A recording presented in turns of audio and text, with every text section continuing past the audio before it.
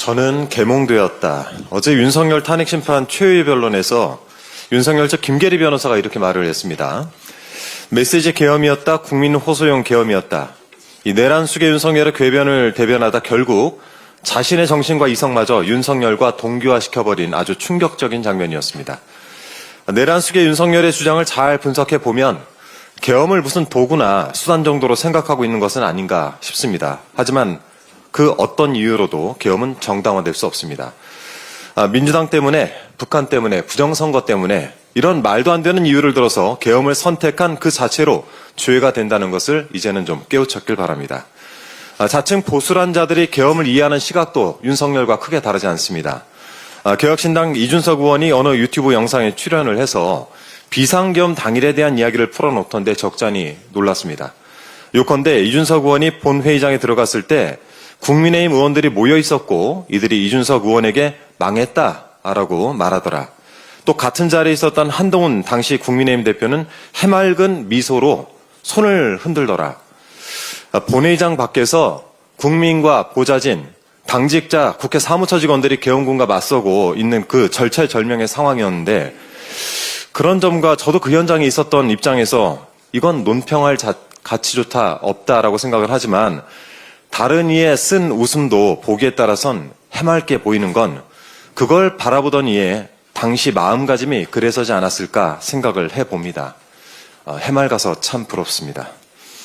그동안 잠잠하던 한동훈 전 대표가 오늘 책을 출간한다는데 그 내용이 계엄과 관련한 것이란 점에서 의미심장합니다.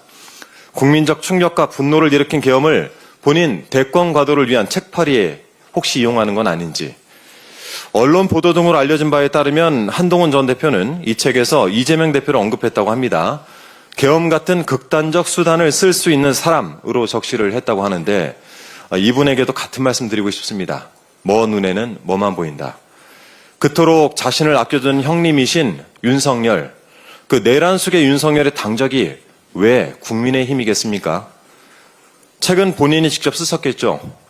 대피를 한 것이 아니라면 타인에 대한 지저분한 비하를 버젓이 적어둔 그 책, 중요한 증거 자료로 잘 보존하고 판단을 해보도록 하겠습니다. 다시 말씀드리지만 계엄은 위헌이고 위법입니다. 이준석 의원 영상 이야기를 언급한 김에 간단하게 하나만 더 짚어보겠습니다. 이 영상에서 명태균 씨 이야기가 나오는데 이준석 의원은 명 씨와 관련된 PK 의원들에 대한 언급을 하는 과정에서 이렇게 말합니다. 공표 여론조사에 있어가지고 문제가 나올 가능성은 없어요. 그분들이 문제될 일을 한 게 아니에요. 그냥 정상적으로 여론조사를 의뢰하고 결과지 받아들이고 요컨대 명 씨의 여론조사에는 문제가 없었고 조사에 문제가 있었다면 의뢰인이 사기를 당한 것이라는 취지겠죠. 그렇다면 의문이 생깁니다. 이준석 의원이 명태균 씨의 여론조사에 문제가 없었다라고 단언하는 그 근거는 뭡니까?